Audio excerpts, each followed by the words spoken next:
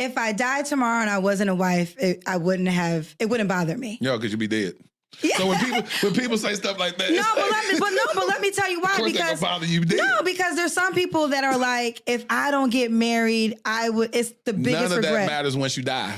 No, but you got to hear me out, because I felt like becoming who I was born to be. So let me talk about people always say engagements don't count. My engagement changed my life, and it helped me understand me, because when I was young, I was sold the Cinderella story. Like, oh, you meet somebody, Prince Charming. So I did what we recommend girls do. I went to college. I went to University, got into a relationship.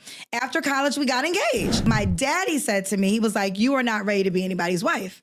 My dad knew. He said, you are so ambitious that you're going to have to give up everything of who you really are to be this man's wife. And I remember being so mad at my dad, because I was like, I would think you would be happy, right? But he knew me. So one thing I loved about my engagement is that me and my ex-fiance, we took it serious. And we were like, if we get married, it's me and you until Jesus. Yep. Like, no matter what, if we do this, we end this. What we learned was we had a real love for each other, but we had different life plans. And somebody was going to have to give up their life plan in order for the family to work. He's going to work every day. I have no financial issues. Like, he has a reliable career. I moved in with him, so it was no extra bills. All I had to do was just get married and pop out some babies.